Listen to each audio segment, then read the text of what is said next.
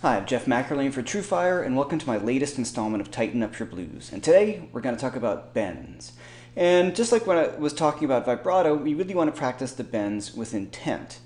So let's talk about the technique of bends. So the first thing is just like vibrato, where my thumb is going to come over the top of the neck. I'm going to reinforce that bend with my first, second, and third finger, so I'm going to bend with my third finger, so the fingers remain sort of in place, and the bend really comes from the forearm. All right?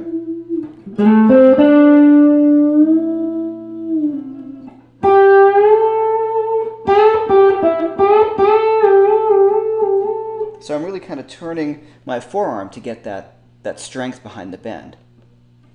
Okay, a great way to practice bends is, let's start off with the A minor pentatonic scale. The first thing I want to think about is what note I want to bend to and what note I want to bend from. So let's take the A minor pentatonic scale, like I said, which is made up of A, C, D, E, G, A, C, D, E, G, A, C, D. Now that's a mixture of minor thirds, which are 1 and 1/2 steps, and whole steps. So let's run through them. I could go C to D, which is a whole step, and practice that. So I'm going to fret the C and then go to the D. Right? Maybe bend with my pinky. When I say bend with my pinky, I mean fret with my pinky, but reinforce with the other fingers.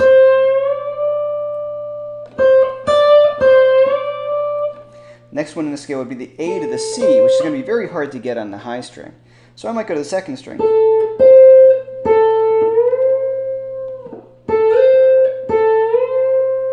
There you go. And then G to A. And now I have this E to C. Oh, sorry, E to G. There it is. All right, now D to E. Oop. C to D.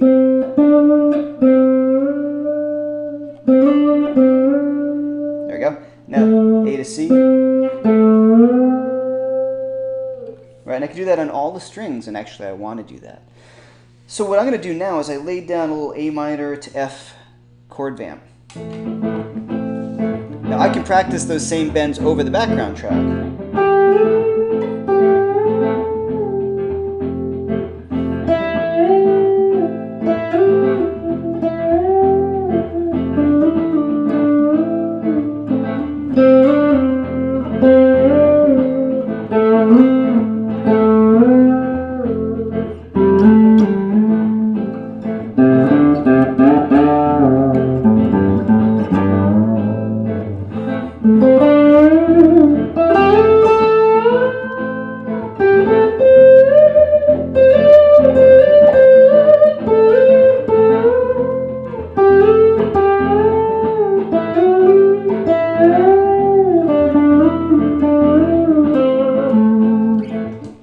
Okay, so I was just taking the A minor pentatonic scale and bending from one note of the scale to the next over a background track. So the next thing we can do is talk about a minor scale. So let's talk about A minor, which is A, B, C, D, E, F, G, A. So now we're really introducing the half steps to the minor pentatonic scale. So we have an E to F bend, and we have a B to C that we can bend as well. So let's hear that.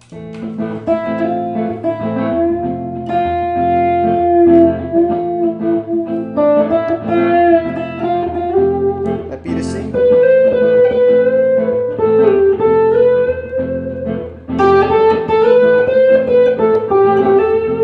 One thing we do is bend that minor third and then release it down to the half step.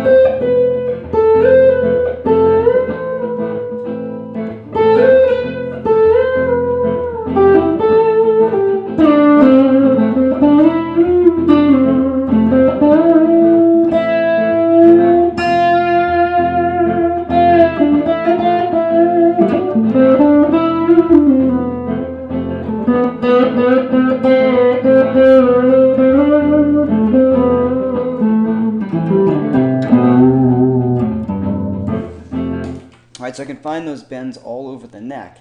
And that's what I really like to do, is I just have this background track going on. I might even just try to do up and down one string. B string. Nope.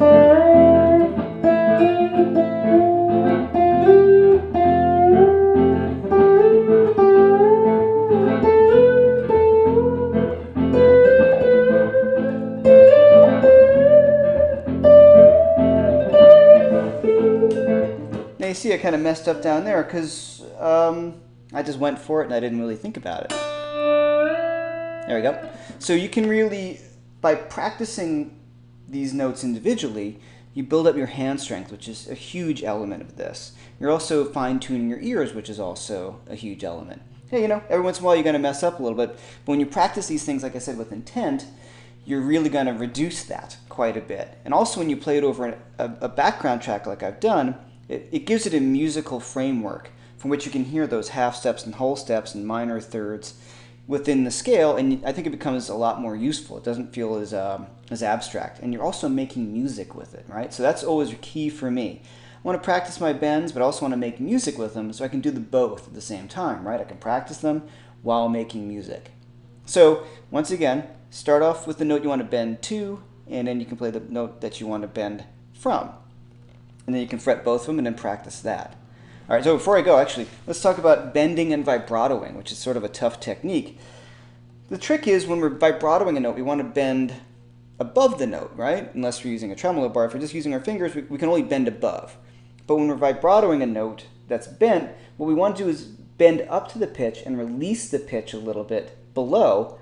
So we're going to bend up to the note and then come down back up. So it's actually the opposite of when we vibrato an unbent note. Here I'm going up, but if I want to vibrato this same G from a half step below, I'm going below that pitch. I'm going almost, but not quite as much. So that's a real hand strength issue. That's where it's really important that your thumb is over the top of the neck, you're locking these fingers. So I want to bend this whole step from C to D. What I'm doing is allowing that bend to come down. I'm releasing the string a little bit and then pushing it back up. It's the only way to get this is to practice it. That's the secret. Basically, the secret to almost everything, but you have to sit down and work through it. You got to sit there and play that note.